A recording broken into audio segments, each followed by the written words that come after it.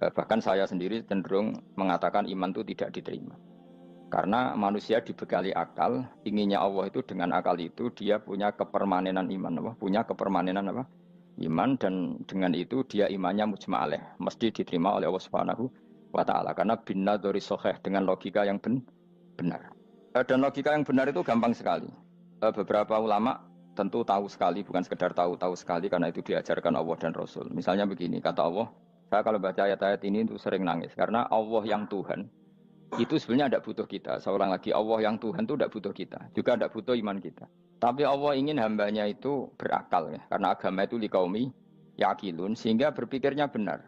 Misalnya gini kata Allah.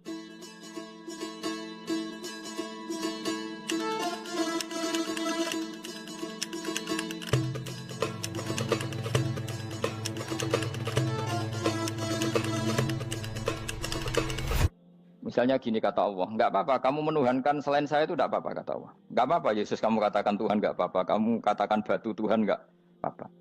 Tapi tolong prosedur ya, prosedur atau persyaratan menjadi Tuhan itu kamu lengkapi, yaitu punya prestasi menciptakan langit dan bumi. Kalau tidak semua urun semen kata Allah, sementing urun gitu. Jadi sebetulnya itu kan rasional. Misalnya enggak apa-apa kamu merasa jadi presiden atau gubernur atau jadi wali atau jadi apa, yang penting prosedurnya dipenuhi. Itu kayak apa Allah baiknya pada kita. Sehingga saya berkali-kali, makanya menurut saya orang alim itu wajib memaklumatkan kalau dirinya alim, supaya jelas aturan mainnya. Yang dilarang Allah itu kan memaklumatkan alim kemudian ingin hadun nafsi, ingin salam itu template dicucuk dihormati, itu kriminal. Itu orang alim gendeng, sudah gendeng sekali. Karena khasnya orang alim itu tentu cari ridhonya Allah, bukan ridhol khalqi, bukan ridhonya apa? Makhluk. Makhluk itu la syai', ada siapa-siapa.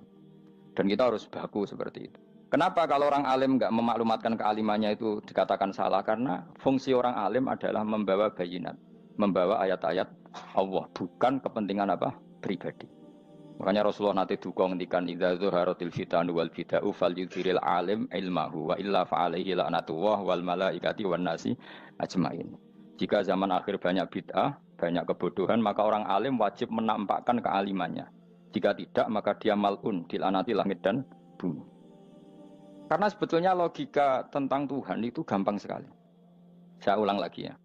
Saya punya sekian contoh betapa tauhid itu mudah.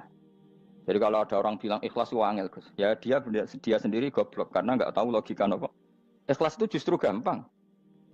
Misalnya kamu ngamal demi manusia, manusia itu umurnya hanya berapa coba? Kan pasti mati.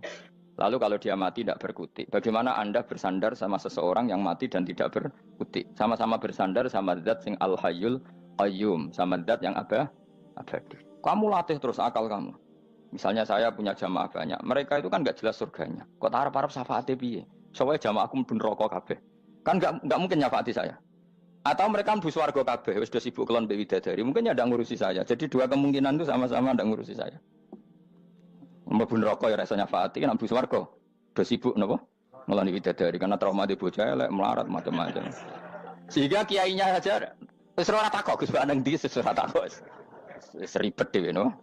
Nah, tentu saya juga sibuk sowan pangeran sudah itu makom saya sudah sibuk sowan pangeran. Kowe pesta seks sing kula sowan pangeran. Wa swargame ayate pokoke inna ansa'ana gunna napa? Insa'a faja'alna gunna. Apa karo bar kelon dadi perawan neh berarti keloni serempet.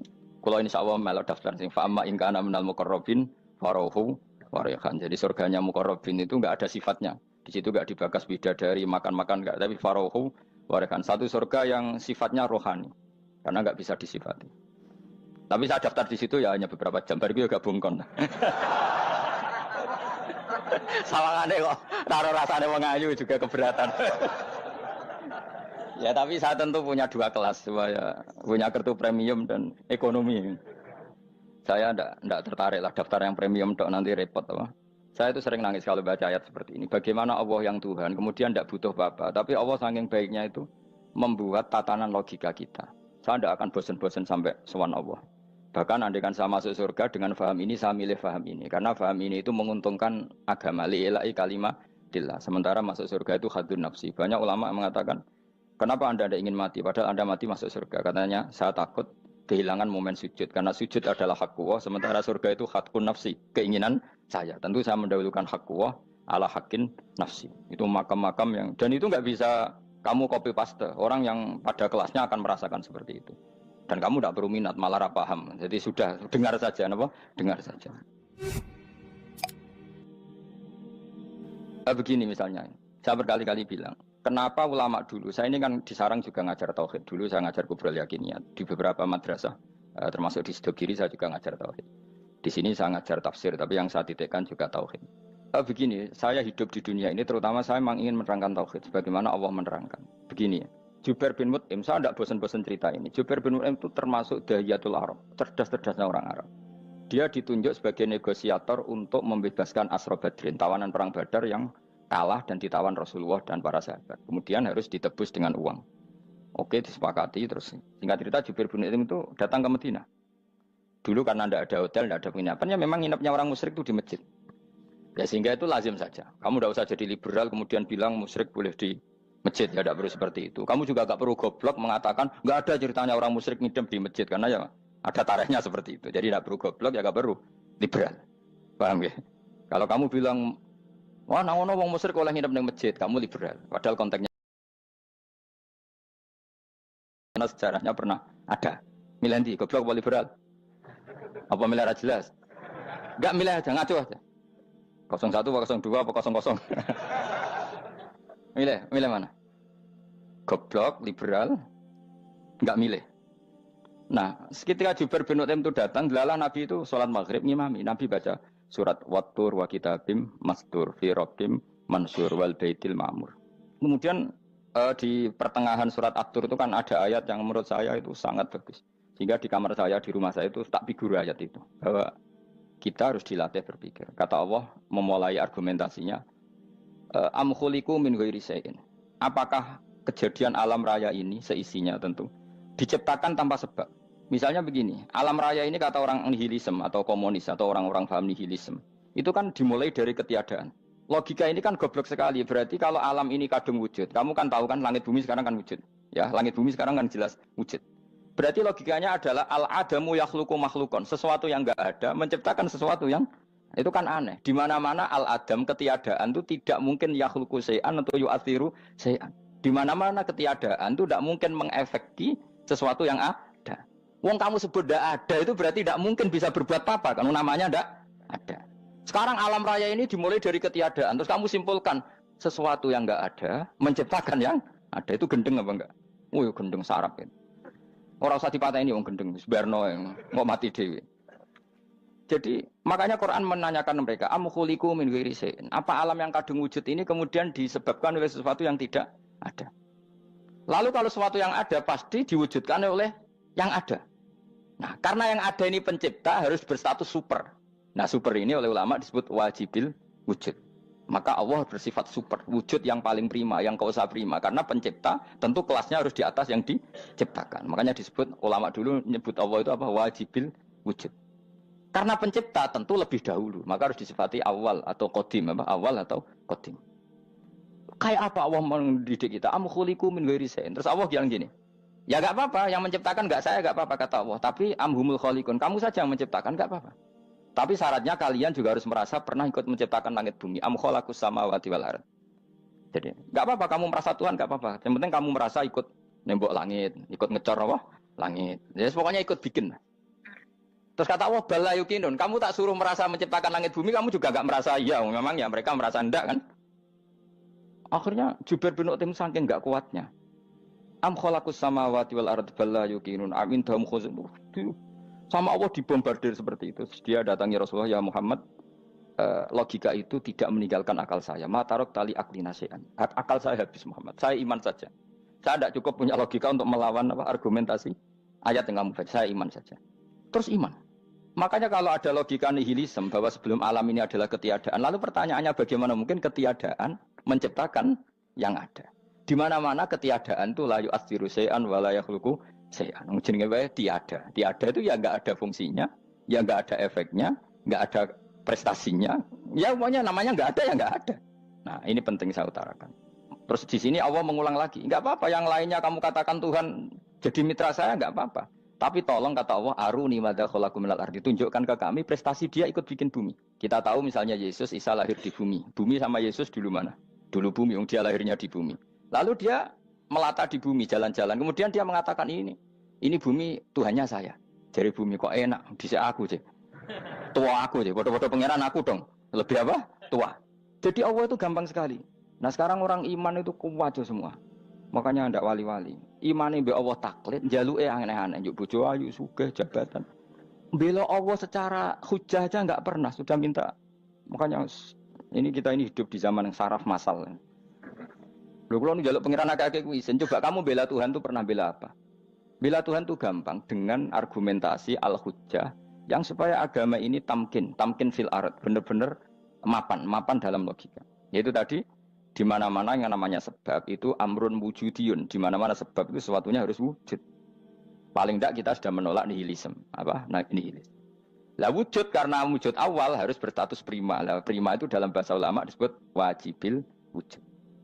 Makanya ulama dulu ngelatih kita itu pertama Allah itu siapa? Zat sing wajibil wujud. Itu satu filosofi yang luar biasa. Nah, kemudian setelah itu ada setan-setan kecil yang nganggur, yang iseng. Nah itu nggak usah kamu perhatikan. Tinggal delok TV, ngopi, terus tinggal nyate kelata. Enggak saya tamak, pingsan deh. Sokor-sokor stres deh. Dugaan saya setan saya gue pingsan, kurang gizi. Karena memang setelah itu setan itu udah gini. Lalu sebelum Allah jangan-jangan ada wujud yang lain. Lalu Allah sendiri awal mulanya gimana? Kata Nabi, jika ada pertanyaan seperti itu kamu harus berhenti. Tinggal delok TV atau tinggal delok dangdutan. Ya kalau kepeksa apa-apa, kelasem ae. Saya ada menghalalkan tapi kan sudah kamu lakukan. Karena itu lebih baik ketimbang pertanyaan filsafat. Banyak orang yang dulu sholat ketika sekolah filsafat tidak sholat. Alasannya sampai menemukan jati diri itu Tuhan. Dan itu bahaya sekali karena Nabi berkali-kali bilang kamu jangan mikir tentang Allah pasti rusak. Orang kok mungkin rusak dari Nabi pasti rusak. Nah cara menghentikan gimana? Karena setan ini makhluk, akal-akalannya gampang. Tadi tak warai, saya sebagai ulama, atau sebagai manusia, atau sebagai orang awam, atau sebagai siapa saja. Kadang ada pertanyaan seperti itu. Tak tinggal anggeling dharma, kan pusing setan. Ini kan ngenteni. Weh, ngenteni bar lo anggeling dharma. Bariku aku lesu mangan mie. Bar mangan mie waret turu. Kan dia ngenteni terus. Mau bikin was-was lagi. Ternyata saya sibuk kan enggak bisa masuk dia. Bangun tidur aku selali pertanyaan tadi. Dinteni. Nah, dia masuk lagi aku sibuk ngajak anak jalan-jalan. Jadi saya kalau jalan-jalan di pasar itu wis enteni tan santai wae. Itu memang resep dari Rasulullah. Jangan sampai orang terjebak filsafat yang sampai menanyakan eksistensi Tuhan. Dan dia tidak mau iman, tidak mau sholat, tidak mau puasa sampai menemukan Tuhan itu siapa. Itu jelas minas syaitonir rajim, itu perilaku setan. Makanya Rasulullah setiap ditanya sahabat gitu itu Nabi guyu-guyu. Dan guyunya Nabi itu kata Nabi, baguslah kalau kamu takut Tuhan kalah kata Nabi. Nabi gojok gitu. Maka ada ulama yang punya seni berargumentasi yaitu Imam Ghazali. Jika setan tanya kamu lalu sebelum Allah jangan-jangan ada wujud yang sebelum Allah. Kata Imam Ghazali, ya itu saja yang Tuhan. Yang Allah ini enggak jadi Tuhan. Ya berarti wujud sebelum Allah itu yang benar-benar Allah. Kalau kamu bayangkan lagi, jangan-jangan sebelum itu ada wujud lagi. Ya itu saja yang benar-benar Allah. Sehingga tetap Allah itu menang terus. Paham ya? Yang jelas jangan sampai didahului Adam. Karena kalau didahului Adam lebih ngeri lagi. Karena sesuatu yang enggak ada menciptakan yang ada. Itu lebih buruk lagi menurut akal. Menurut apa akal? Daripada kamu nggak salim Imam Ghazali, tinggal saja ndelok. Tadi ndelok sinetron. Itu yang lucu aja. Ndelok sing lucu-lucu. Ndelok apa? Mencari Tuhan. Pokoknya sing aneh-aneh, sing goblok-goblok, sing lucu-lucu, sing perane wong apa? Lha saya sering diprotes saya. Gus Salim jenengan kok sering ndelok sinetron sing ana dialog wong goblok-goblok. Wong goblok ku menarik cara kula. Apa ya? Cara pandang itu di luar dugaan saya karena kula berkali-kali lho kalah wong goblok. Jadi makanya ini tak cerita nih, beberapa kali yang jari Gus Wak cerdas, berkali-kali kalah sampai goblok. Ada seorang santri itu ingin dibelikan bapaknya itu sepeda motor. Bapaknya wong desa, senengane ngrumat sapi wedhus. Lah menurut saya ya orang tuanya itu mampu lah, sangat mampu untuk beli itu. Pak mbok ditukokno mawon wong sepeda motor. Kata bapaknya, "Anakku nu jok mondok tak goblok, Gus." Wong njaluk kok sepeda motor, njaluk mobil ora ya goblok. Lah kok goblok, Pak? Jenenge donya iku Gus, sing lahirno donya kok sapi ku ndek anak, wedhus ndek anak jenenge donya. Di mana-mana jenenge donya sing lahirno donya. Iki donya kok mangan donya. Mergo motor iku kan tuku bensin, mobil. Iku cara dekne iku goblok Gus.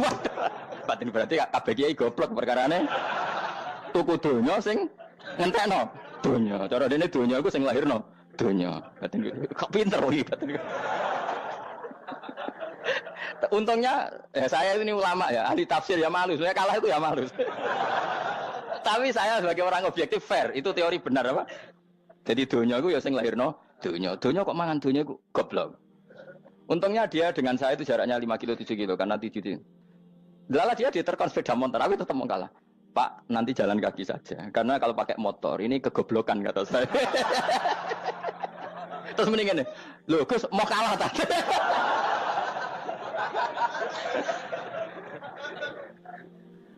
Wah kacau. Singkat cerita dia bersikeras, nggak mau beliin sepeda motor anaknya karena di mana-mana dunia itu sing lahir no dunia, nggak boleh dunia kok mangan. Ini satu kegoblokan yang agak ilmiah tadi.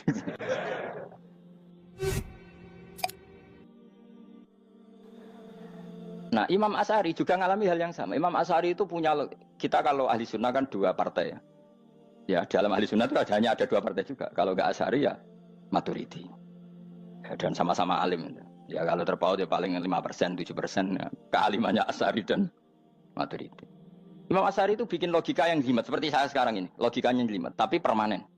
Jadi yang saya ajarkan tadi itu logika yang jelimet tapi apa? Permanen. Karena tadi alam raya ini kadung wujud. Kalau kadung wujud pasti pewujudnya yang menciptakan wujud pasti adalah kewujudan. Karena al-adam la yu'athiru syai'an. Di mana-mana kenihilan tidak yu'athiru syai'an. Ya sepakat ya, gampang kan? Tentu wujud ini prima disebut wajibil wujud.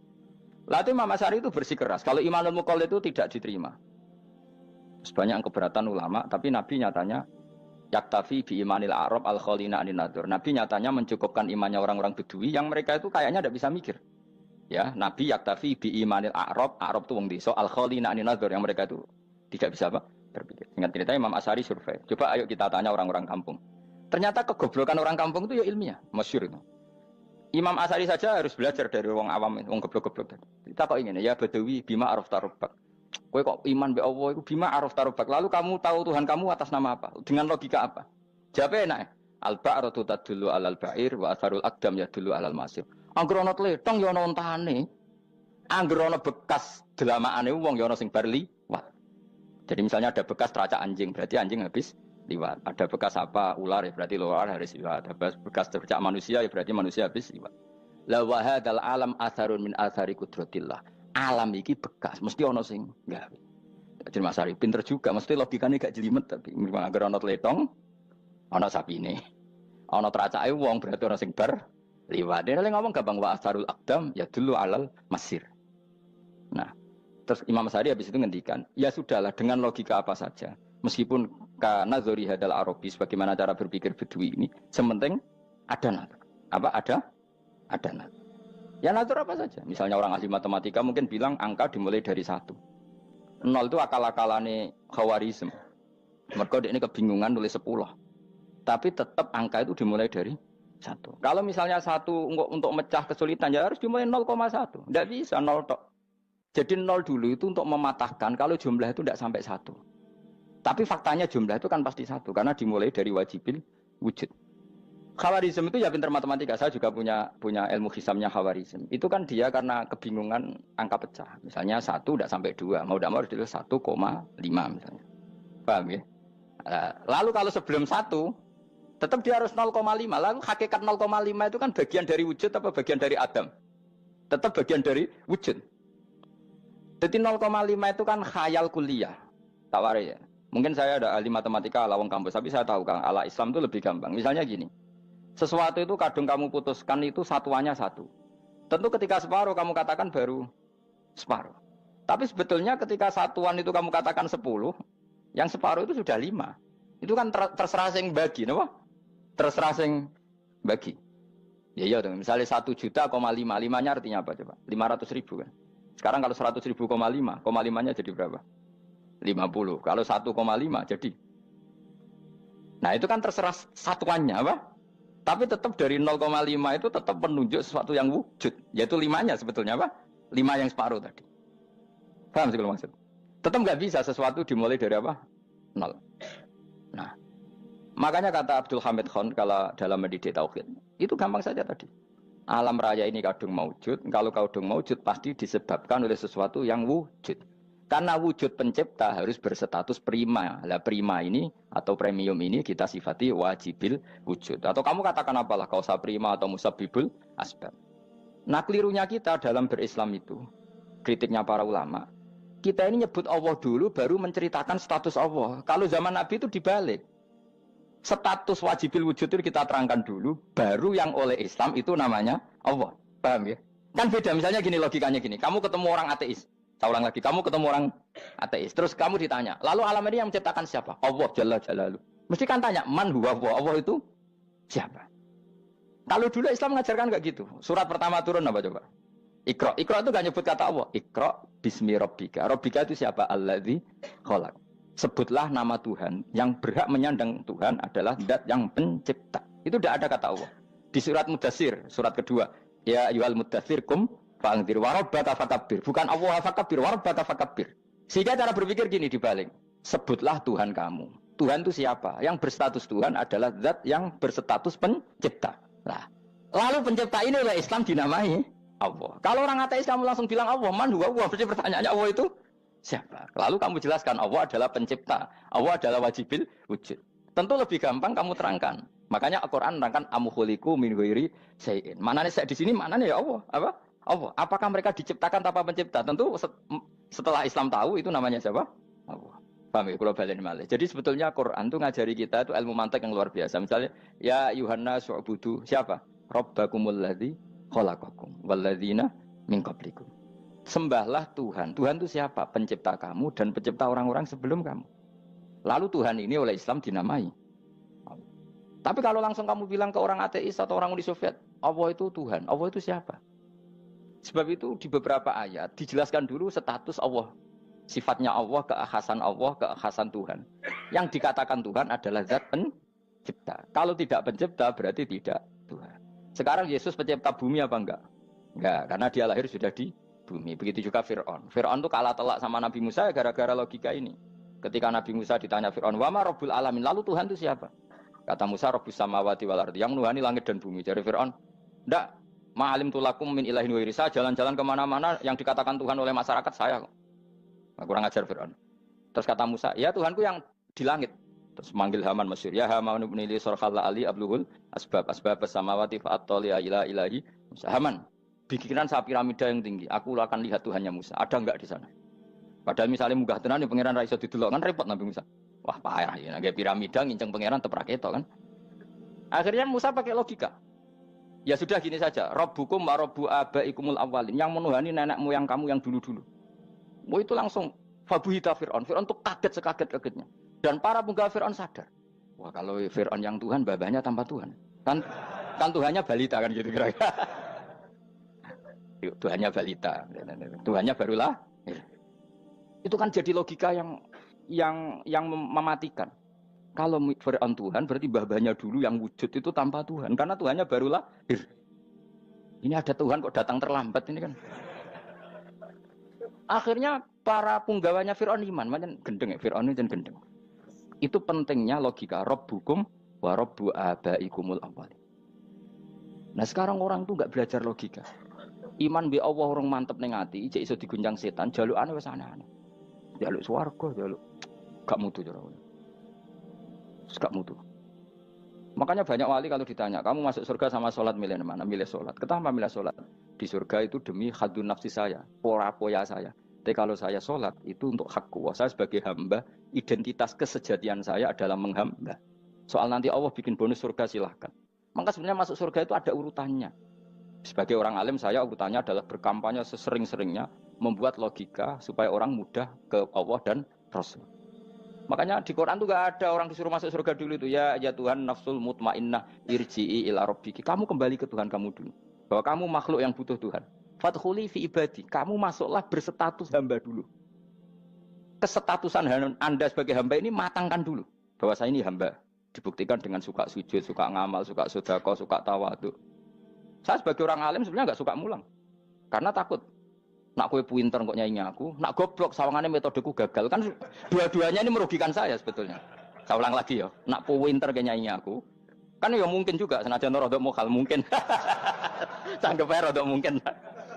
Pemenang nak sing ndik kan yo, biasanya hasut ndik. Mau itu sebenarnya rugi semua, tapi Allah yang memerintahkan hak wong alim kudu mulang. Perhitungan itu tak buang semua. Sing ape nyanyi nggih monggo, sing tetep goblok nggih monggo. Semoga Allah ngutus mulang ya napa? Mulang. Meskipun tadi potensinya itu dua-duanya buruk, sing alimnya ini. Kemudian nak mubalek terus didol ilmu kurang royalti tambah parah lagi. Nah, aku nggak pakai logika ikhlas. Pakai logika selesai semua. Disuruh Allah ya sudah. Seorang lagi ya. Makanya saya minta ya. Surat Tur itu dibaca. Makanya baca Quran itu jangan terlalu egois, jaluk swarga.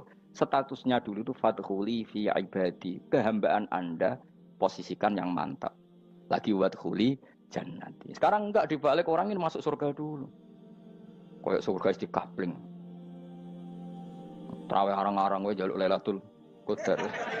Lailatul Qadar wis kliwat. Wingi wis Dzulhijjah wingi ben.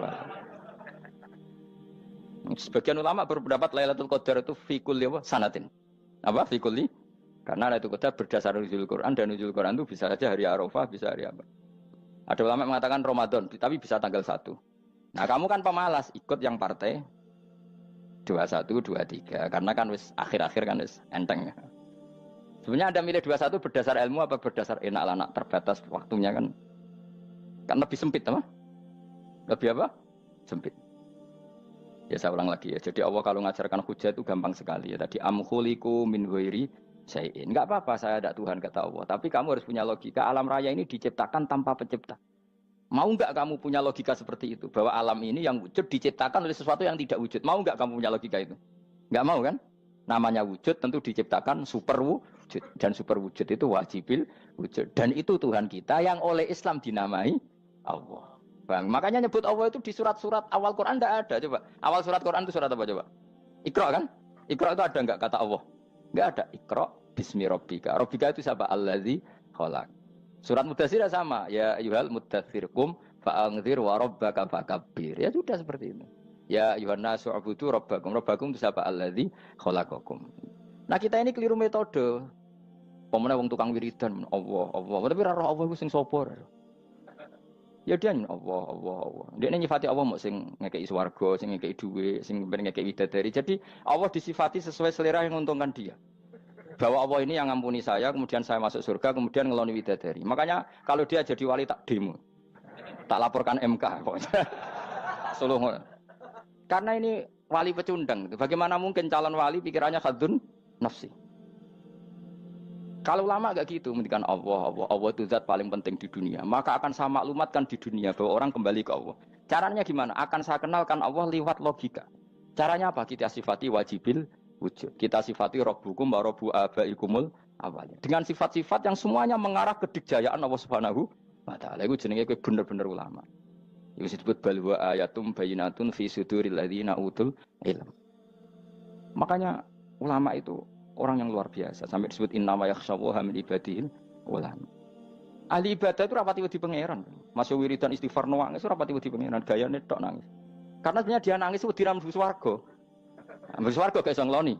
Dari itu aja orientasinya itu. Makanya bener Kanjeng Nabi nak gojlok orang alim satu itu lebih utama dibanding 1000 ahli ibadah. Bahkan Nabi pernah ngendikan sangat ekstrim. Fadlul alim alal abid kafadli ala adnakum kata Nabi. Keutamaan orang alim dibanding ahli ibadah itu sebagaimana kelas saya kata Nabi dibanding kelas terendah kalian. Padahal Nabi dengan Abu Bakar saja jaraknya sangat jauh. Itu kata Nabi fadlul alim alal abid kafadli ala adnakum. Keutamaan orang alim dibanding orang abid sebagaimana keutamaan saya dibanding sahabat paling rendah. Karena tadi abid itu ada oportunisnya. Tapi kamu jangan benci abid ya. Karena kamu ya orang alim, orang abid. Saya saja yang kritik. Saya yang tanggung jawab di depan Allah. Orang abid itu kadang kan wiridan nganti nangis. Pikirannya apa coba? Wis rasakno mungkin apa wiridan pikiran aja. Di sepuro dosane. Terus apa kan? Mlebu swarga. Terus apa kan swarga? Aku takut. Saya aku takut ayo sing ape mlebu swarga apa kegiatan? Rencana pertama ya, Pak. Terus gak usah munafik biasa wae. Mau inna ansa'na apa? Insya Allah kalau ada jujur apa jujur. Bandingkan kalau orang alim. Orang alim itu ketika nyebut Allah itu iri ya Allah. Kenapa di dunia ini ada makhluk lain yang menandingi engkau? Saya tidak ridho. Kenapa di dunia ini ada syarik orang yang dimitrakan seperti engkau? Maka orang-orang alim ini ingin memaklumatkan bahwa la syarika lak labbaika wa huma lab baiklah syarika lak innal hamda wa ni'mata laka wal mulka la syarika lak. Sehingga para nabi itu memaklumatkan itu. Engkau saja yang Tuhan ya Allah. Semua nikmat dari engkau, semua kepemilikan ini milik engkau. La syarika lak labbaik. Dimaklumatkan ke dunia. Innal hamda wa ni'mat itu dimaklumatkan. Enggak ada kepikiran mereka masuk surga. Karena mereka ingin memaklumatkan bahwa Allah ini yang Tuhan. Sama tak ceritani Nabi Ibrahim jadi Khalilur Rahman, rumang samu kakan wiridan kaya kowe ndak. Wiridannya Nabi Ibrahim sama-sama mungkin banyak sampean. Karena sampean banyak kepentingan tadi. Wali-wali dulu kalau wiridan itu ndak sebanyak sampean ndak, tak jamin ndak. Pemene maca lelo yang 10.000 ndak biasa wiridannya. Tapi khosyahnya sama Allah luar biasa. Pertama Nabi Ibrahim diangkat jadi khullah. Khullah itu ya Khalilur Rahman itu. Itu dia wiridannya gini. Ya Allah, innahu la yahzununi alla ara ahadan fil ghairi ya'buduka ghairi. Alla ara ahadan fil ardi ya'buduka ghairi. Sama saya hafal tadi. Memang saya hafalkan. Ya Allah, saya ini susah sekali. Kenapa zat sepenting engkau, kemudian yang menyembah engkau hanya saya? Ini tidak fair. Makhluk yang enggak penting saja punya umat. Makhluk-makhluk yang enggak penting aja jadi pusat perhatian. Misalnya artis atau presiden atau gubernur atau tokoh top. Semuanya jadi presiden. Padahal semuanya itu makhluk yang enggak sepenting engkau. Ini zat yang sepenting engkau, kemudian yang tahu kalau engkau penting hanya saya, ini tidak fair. Nangis dan nangis. Ini tidak fair. Innahu la yahzununi alla ara ahadan fil ardi ya'buduka ghairi. Saya ini susah Gusti, susah sesusahnya. Zat sepenting engkau, kemudian yang tahu kalau engkau penting itu hanya saya. Wah ini tidak fair. Loh, coba kalau orang mencintai sesuatu kan gitu. Misalnya kita bojo ayu, kemudian wong liya kabeh darane elek, mangkel ora? Mangkel enggak? Kamu beli Alphard. Kamu kira itu mobil mewah. Kemudian orang nyejajarkan podo mek keri, mangkel enggak? Semua kenikmatan itu kita nikmat karena itu diakui ya enggak? Wes gunane apa kae di Alphard gawe ning Gunung Kidul. Terus wong darani ngono iku padha mek keri ambek kejangke mangkel ora kira-kira. Enggak penting mewahnya ini tetap butuhnya pengakuan. Coba misalnya kamu jadi presiden hidup di dunia orang sufi. Sing darane wong penting wong saleh ahli sujud ora kakuati iki. Keteko di Barno. Karena itu dihormati situ hanya orang apa saleh. Kakuati gak? Oh kakuati kan.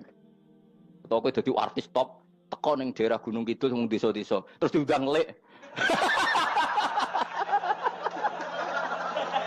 Oh, mangkel kae. Le bayangno.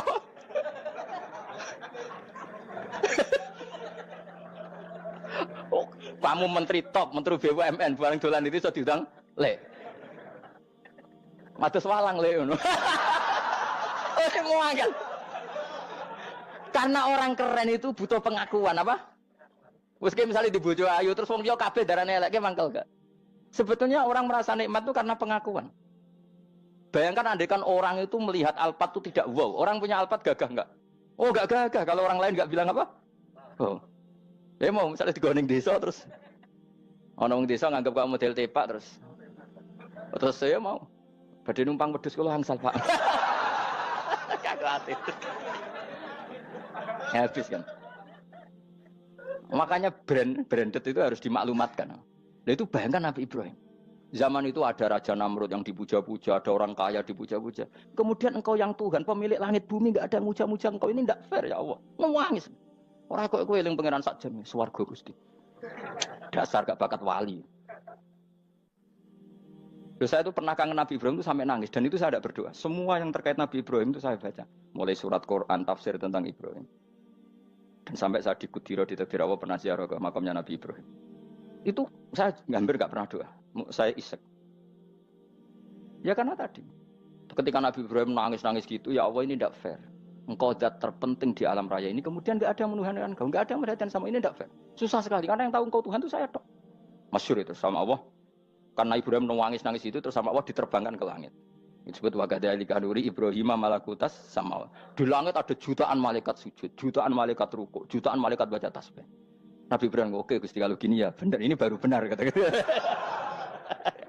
Makanya terus Allah dengan keangkuhannya, karena Allah punya sifat angkuh dan itu sah walahul kibriya. Kan sifat angkuh baik untuk Allah tapi tidak baik untuk makhluknya, dan Allah dengan sifatnya walahul kibriya. Kata Allah, kalau nasihati para nabinya, kamu tidak usah susah. Jika di bumi jarang orang nyembah saya. Innalladzina 'inda rabbika yusabbihuna lahu bil-laili wan nahar wa hum la yasamun. Kamu tenang saja. Orang yang di sana di langit-langit itu maksudnya para malaikat itu bertasbih siang dan malam. Wa hum la yasamun, dan mereka tidak berhenti-henti, tidak bosan-bosannya bertasbih. Jadi nabi itu baru terhibur kalau yang diidolakan itu keren. Itu nabi, itu wali kutub, itu wali. Kamu enggak nyebut Allah itu sebenarnya kamu kan enggak ingin kan bangun malam ingat Allah berhubung utamu akeh terus Allah mbok libatno mbok nyaur kan sebetulnya itu kamu ingin jadi bupati sebenarnya kamu enggak kangen Allah kamu ingin jadi bupati terus Allah mbok jak koalisi kan gitu terus malam-malam Allah Ya Allah ini hambamu ya Allah minta ini. Sebenarnya kamu kangen Allah apa kangen keinginan kamu? Ya, terlalu menyindir banyak orang ya. Maksudnya ini cerita saja. Ya sudah ini kayaknya kok banyak yang tersindir tapi ini kan ngaji. Yang ngaji itu harus naik kelas. Ya sudah tidak usah diteruskin kok banyak yang tersinggung. Ya sudah tidak usah diterusin. Walau akhidu mau mengalap sapa Allah anas saya manusa bima kan perkara kasab bukan nglakoni sapa anas. Minal ma'asi sing pira-pira maksiat. Mataroka. Mongko ora ninggal sapa wa taala dzuri ing atase dhuwure artayil ardi min dabatin saking kewan apa wae. Nasama tegese kewan tadubu kang melata pun nasama alih ing atase arat.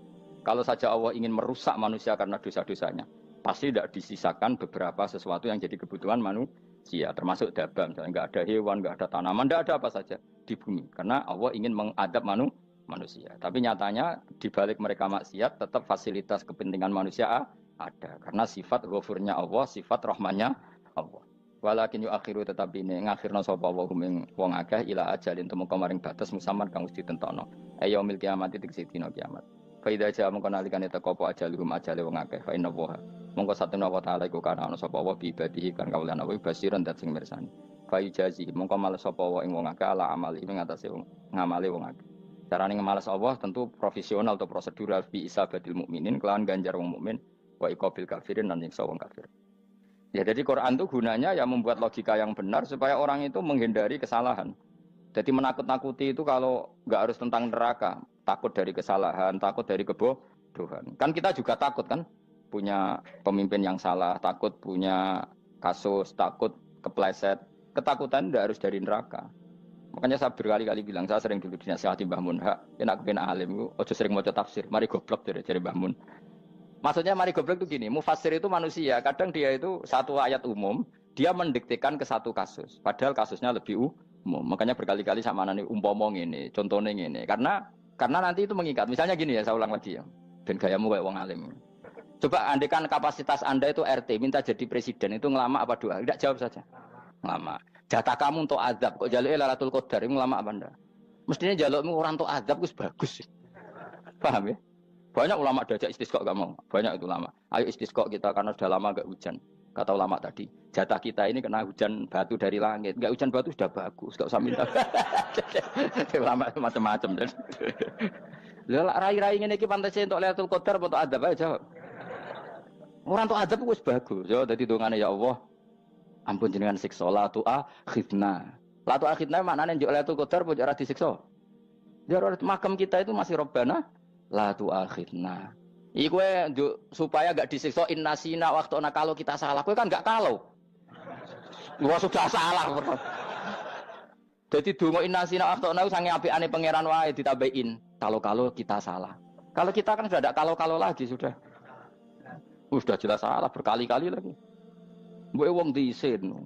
Njulak jaruk Lailatul Qadar gak diisin. Tapi oleh wong pangeran apian. Pangeran kan tapi misalnya pengiran ora aku luwe apian timbang aku. Jadi sowe disahno permintaan. Tapi gak dikabulno. Mau disahno tapi ora usah apa? Disahno iku iman jalin yen goblok piye meneh kok macam-macam. Makanya doa paling fair itu ya Rabbana dzalamna anfusana wa lam taghfir lana wa tarhamna lanakunanna. Makom kita itu di sepuro pangeran. Sing bener donga wong tarawih lho ning Tuban ning Jogja wis bener apa innaka afuwun karim tuhibbul afwa fa'fu anna. Ora ana guru-guru kita donga, ya Allah anilna lailatul qadar ya Allah. Ka ora sarahku kiye kita ora ana ngajarno ngono ya Allah innaka afuwun karim tuhibbul afwa fa'fu anna. Jenengan kandat sing kathah nyepurane lan seneng nyepuro impun jenengan sepuro. Iku wis bagus sudah. Udah bagus. Ora lailatul qadar kira-kira delok srengenge. Terus delok angin. Angger daerah Gunung Kidul banter terus aneh-aneh. Mbok wong tahu diri, maksud kula nggih tetep minta Lailatul Qadar tapi tahu diri. Misalnya suwe bar sedekah, poso bar salat 1000 rakaat terus utang mesti sahur. Ambek togo-togo sing mbok dolimi jaluki sepuro. Pas kowe tenan mergo wis ngrasa ora dolim, nduk Lailatul Qadar. Tapi kira ngrasa ora dolim wis ujug sombong. Wong sombong ora berhak meraih. Lah terus piye Gus? Ora piye biasa wae, pokok biasa wae. Makom kita ora kena adab itu sudah luar biasa. Ora penuh adab piye. Wis ngene iki luar biasa, napa? Luar. Mun nang ngandel kula. Wis ngene iki keadaan seperti ini terus. Soale dongane wae Rabbana la tu'akhidna in nasina wa akhtana. Itu jadi itu sudah luar biasa. Nah, ini kan teruskan dawuh Mbah Mun ya. Misalnya Allah bilang gini, fattaku, maka takutlah kamu. Biasanya mufasir ditambahi minan nar, maka takutlah kamu masuk. Sebetulnya yang perlu dihindari dari kita, takut itu ya, takut salah, takut bodoh, takut terdolimi, takut mendolimi orang lain, takut hidup tidak ada gunanya. Tapi mufasir tentu milih yang populer, takutlah kamu dari api neraka. Coba misalnya gini, kita nanti masuk surga. Kemudian zaman di dunia kita tidak pernah berkampanye ya atau berkontribusi untuk agama Allah. Cara saya itu izin. Kata Imam Malik, saya masuk surga. Kemudian orang yang mencintai saya masuk surga itu saya malu. Rasulullah juga gitu. Saya sebagai pemimpin umat, saya malu masuk surga. Dan satu dari umat saya masih masuk neraka. Jadi ulama dulu tuh ketakutannya bukan sekedar masuk neraka. Takut malu, takut bodoh, takut keliru, takut. Saya misalnya nanti masuk surga itu malu dengan saya tidak pernah ngajar tafsir Jalalain. Malu saya. Karena kalau tanya Allah, kenapa pun buswargo? Terus diberi swarga. Tapi kalau pernah baca tafsir Jalalain kan anak keren nih. Keren artinya saya pernah mengkampanyakan Quran, pernah mengkhidmai Quran, pernah ngitmai kitab engkau ya Allah. Saya pernah ngitmai umatnya Rasulullah, yaitu sampean kabeh. Pernah mulang, pernah sowan. Yo saat tiap bulan sowan jenengan gak sopan tapi. Mulane kira usah bales sowan rono malah ganggu aneh-aneh.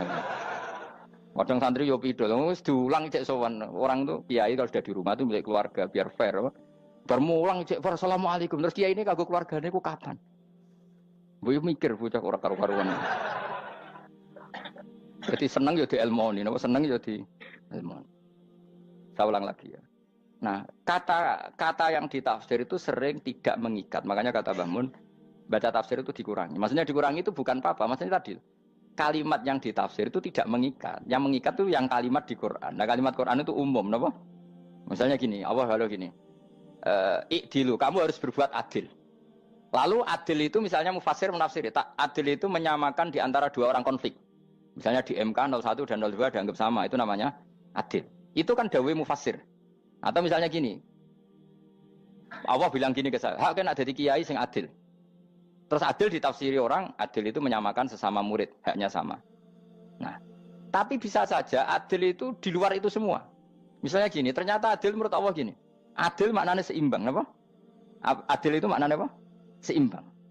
Lalu keseimbangan seorang hamba adalah dia ingat Allah lebih banyak.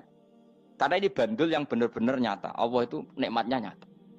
Sehingga ketika saya sebagai orang alim, ingat saya alim itu karena Allah. Dikasih ilmu Allah, dikasih cerdas Allah. Dikasih semuanya dari Allah. Sehingga saya itu tidak merasa kumuluhur pada kalian. Karena semua ini dari Allah. Kemudian Allah sendiri yang memerintahkan, kamu harus mengajar. Maka saya ada Arab-Arab salam template sampeyan, penghormatan sampeyan, apresiasi sampeyan. Karena saya hubungannya hanya dengan Allah Subhanahu. Itu namanya adil, meletakkan sesuatu proporsional. Itu juga adil namanya. Makanya seseorang itu nggak bisa dikatakan abid selagi belum tahu kalau ibadahnya minallah.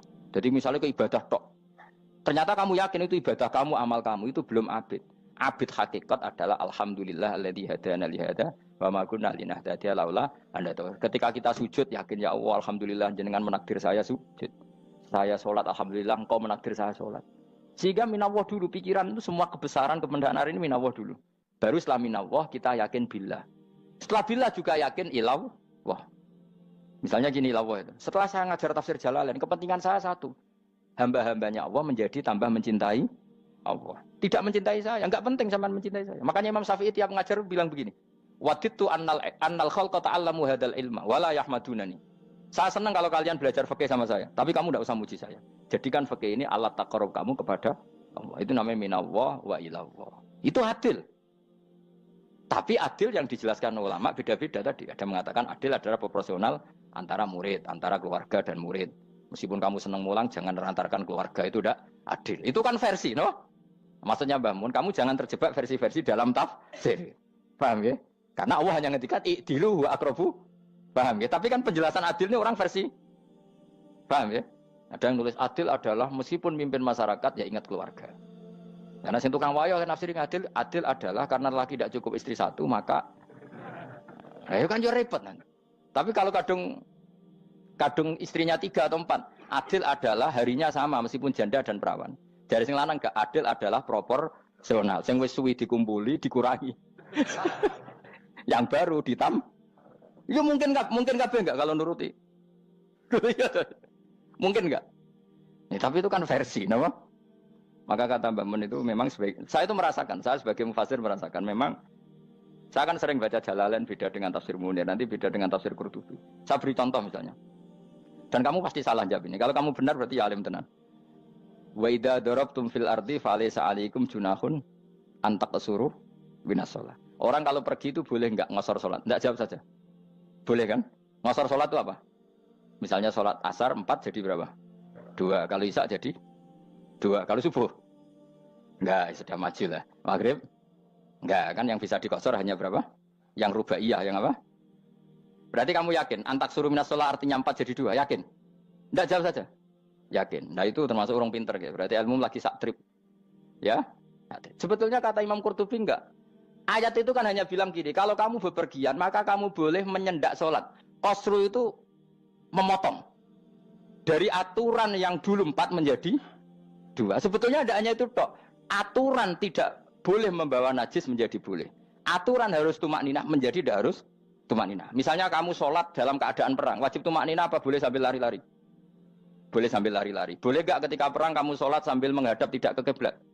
Boleh. Makanya antak suruh minas sholat maknanya apa? Jika kamu pergi, maka dalam konteks itu kan perang ya. Ayat itu memang konteksnya perang. In khiftum ayyaftinakumul ladzina kafar. Jika kamu dalam keadaan perang, maka boleh memangkas apa yang pernah wajib dalam aturan sholat. Paham ya? 4 menjadi 2. Keharusan menghadap kiblat menjadi tidak wajib. Membawa najis sholat sah enggak? Enggak kan? Tapi kalau dalam perang, kemudian pedang kamu ada najisnya, boleh dibawa enggak? Boleh. Jadi maknanya taksuru, a'ammu min ayakuna qasra sholat, wa a'ammu min ayakuna wajibati sholat yang sekarang enggak wajib. Semua itu namanya juga meringkas kewajiban. Berarti nak mana nih, jika kamu dalam keadaan perang, maka boleh memangkas sesuatu yang dulu wajib menjadi tidak wajib. Yang dulu haram menjadi boleh. Tapi mufassir mencontohkan qasru sholat hanya 4 menjadi 2. Dong ya? Oh ya, nanti alim ngono tenan wis dokter tafsir sah. Engko tak iku sudah dhewe. Tapi perlu orang lain ngakui. Jadi itu contoh kecil. Jadi mufassir karena kebetulan dia tahunya hanya qasru sholat itu 4 jadi 2, dia itu. Padahal di tafsir lain diterangkan qasru itu artinya menyingkat atau mencendak atau memangkas. Dulu wajibnya sholat itu nggak boleh bawa sesuatu yang najis. Tapi kalau sholat dalam keadaan perang dan pedang kamu ada darahnya, boleh nggak dibawa? Boleh. Bahkan Allah menyuruh dibawa. Dan boleh nggak madhep kiblat. Fa in khiftum farijalan auruk banataki fa idza amintum fadhkurullaha kama 'allamakum. Ketika keadaan aman baru sholat sesuai standar. Nah, berarti kan ada qasru sholat, ada pemangkasan aturan sholat. Kayak misalnya begini. Dalam keadaan normal, boleh nggak kamu motong pohon pisangnya tetangga tanpa izin? Nggak boleh kan?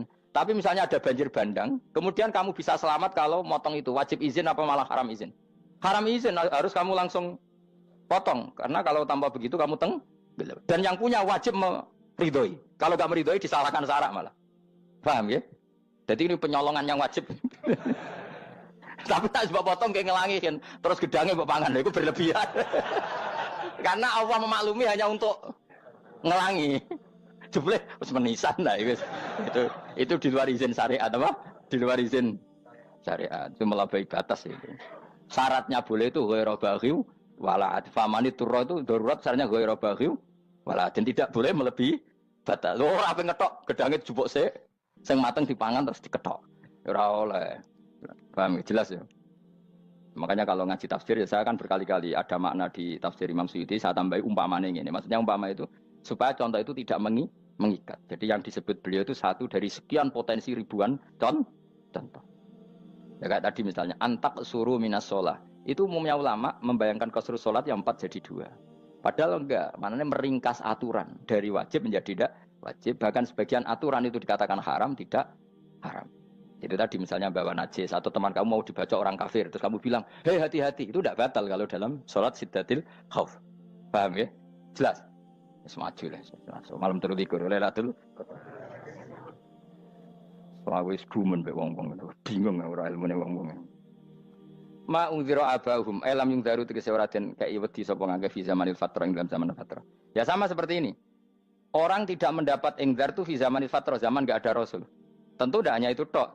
Ada rasul tapi orang itu jauh dari komunitas ulama.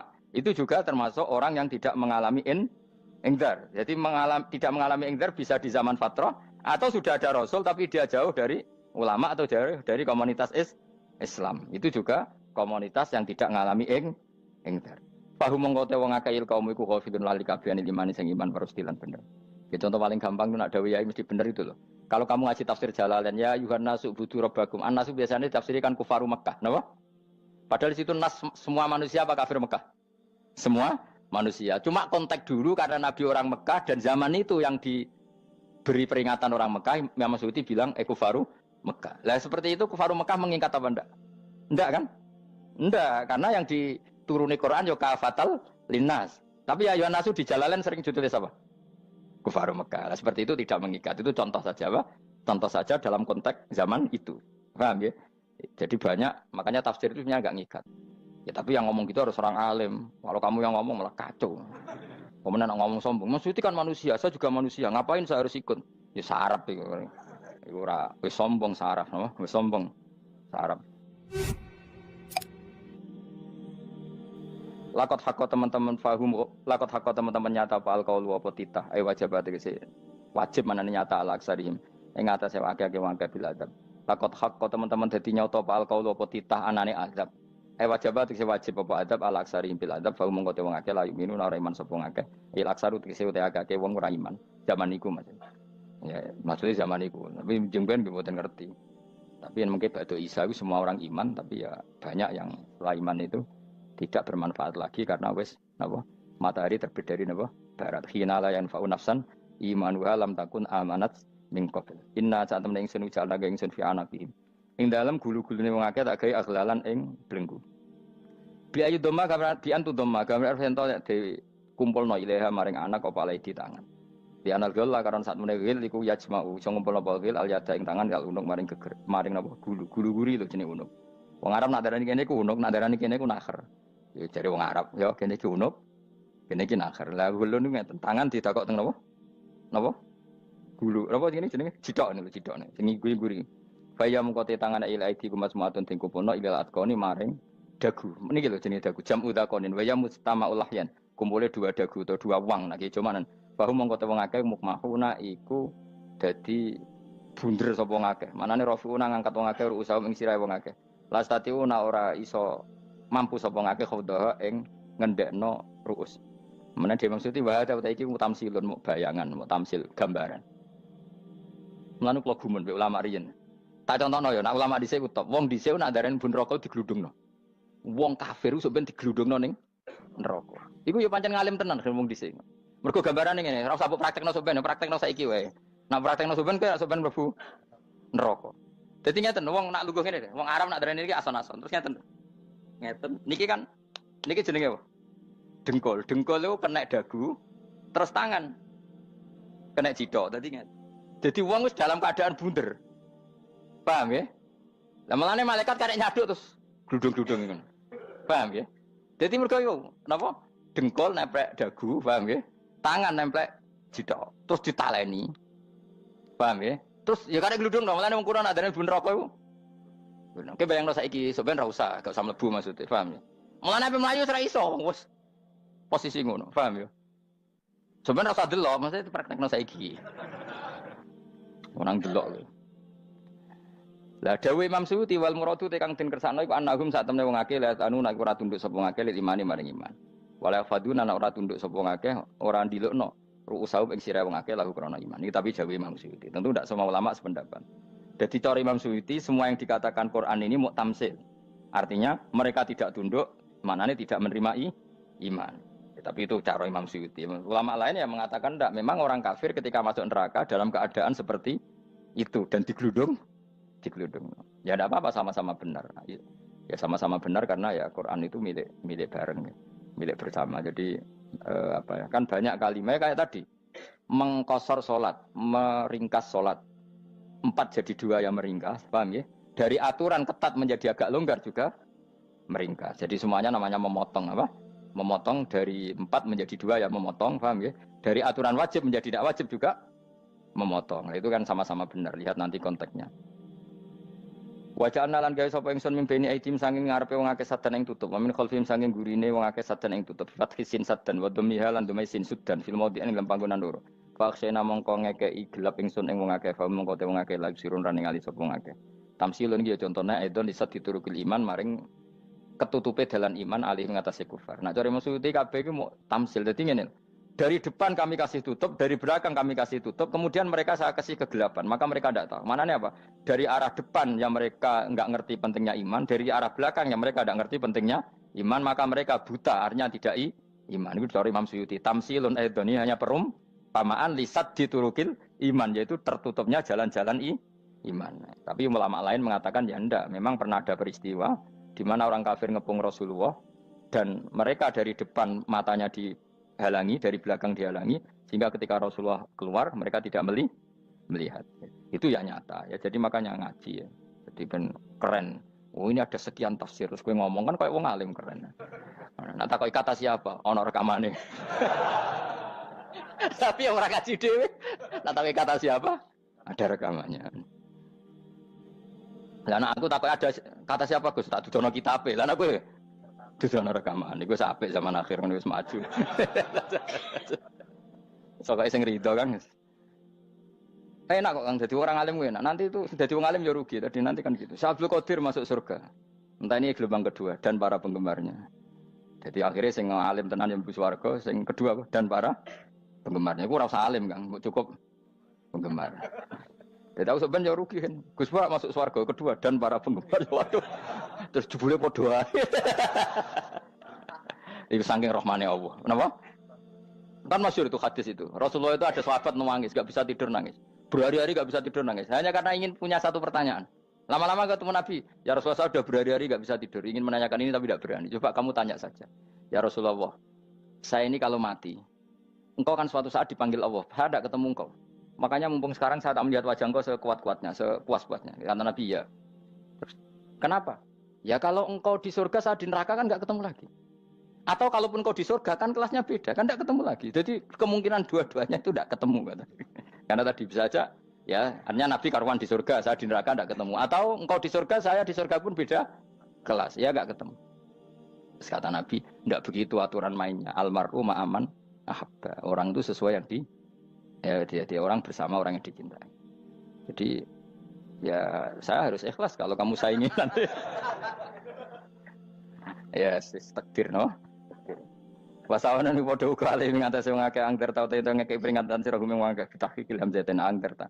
Wa ibdali saniyati alifan angger ta humata sili ala nasil hamzah wa itu khali alifan wa pun alif binal musahalan dan hamzah sing ditasil wa ukhra lan ya wa tarqi lan tinggal itu khol. Amlam tungfirhum wong ra wis bakat kafir mbok elingno cek rambu elingno tetep layu minun ora gelem iman. Lah sing iman iku sapa inama tungziru ang mestine ngelingno sira. Maksude yan fa'u tegese manfaat apa ing daruka peringatan sira. Peringatanmu manfaat man ing wong ittaba kang anut sapa man atikra ing Qur'anil Qur'an tegese Qur'an. Wa khasyalan wedi sapa man ar-rahman ing Allah Rahman bil ghaibi padahal ora roh pangeran. Ya khofa tegese wedi sapa wong ing Allah toh walam yara ora ningali sapa wong ing Allah. Lan bil ghaibi itu apa? Takut Allah dalam keadaan toh dia tidak melihat Allah lang. Mereka tak tafsiri bil ghaibi barang gaib ning Indonesia terjemahnya hantu. Melihat alam gaib itu maknanya apa dalam bahasa Indonesia?